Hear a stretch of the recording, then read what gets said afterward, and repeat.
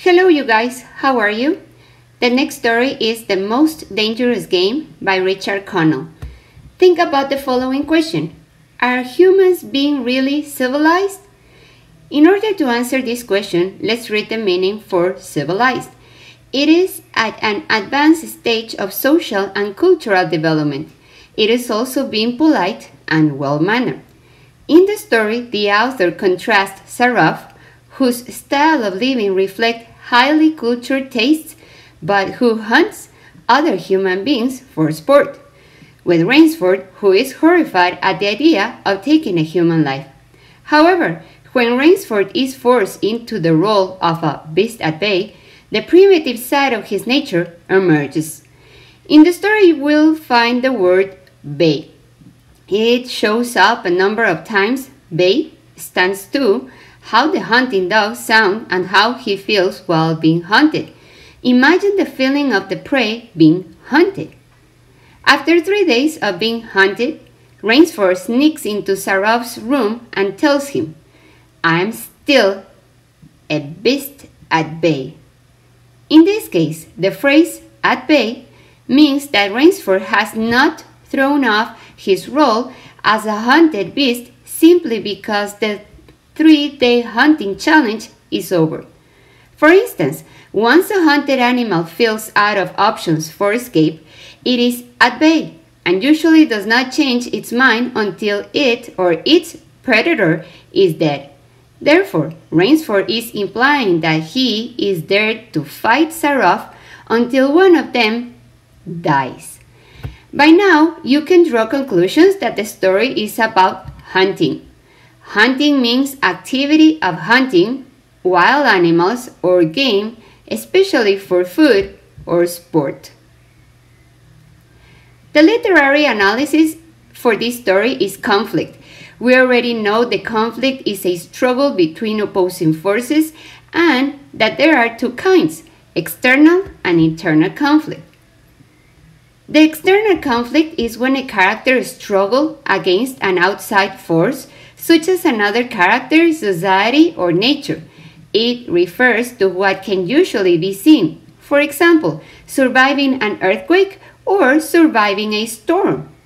Internal conflict is when a character grapples with his or her own opposing feelings, beliefs, needs, or desires. For example, taking decisions, to have the courage to go out in public, or overthinking about a situation. In all stories, the conflict and the search for a solution drive a plot. The solution usually occurs near the end of a story during the resolution. In some stories, however, the conflict is not truly solved. Instead, the character has an epiphany or sudden flash or insight. The conflict remains, but the character's feelings about him or her change. For example, a single mother in a stressful financial situation learns of a co-worker's ill child. She has an epiphany, realizing that she should be thankful for a healthy, happy child. The single mother's conflict still exists, but her feelings about it have changed.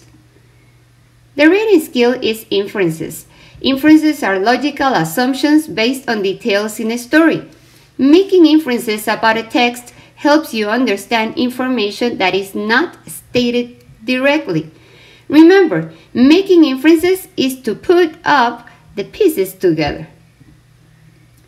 As you read, ask questions about characters' feelings and behavior. For example, Peter kept silent during the awkward information.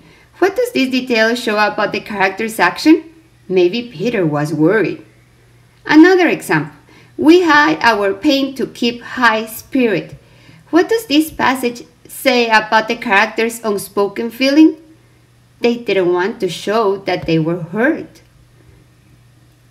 The Most Dangerous Game is about the big game hunter Sanger Rainsford and his friend Whitney. Both are traveling to the Amazon rainforest for jaguar hunt. After a discussion about how they are the hunters instead of the hunted, Whitney goes to bed and Rainsford hears gunshots. He climbs onto the yacht's rail and accidentally falls overboard. Swimming to the ship Trap Island. Let's find out the death-defying game that Rainsford may encounter. So, are you ready to read? After you read, I'm sending you a conflict worksheet for you to describe the different conflicts involved in the story. Then, I'm asking you to make a photo essay. A photo essay is a form of visual storytelling, a way to present a narrative through a series of images. A great photo essay is powerful, able to evoke emotion and understanding using words, but most of all, pictures. A photo essay delivers a narrative using a series of photos or pictures and brings the viewer along to a narrative journey. Create a photo essay about your own opinion about hunting. I am sending you a how to make a photo essay document so that you can follow the steps to make yours. Write 100 words. Alright, have fun!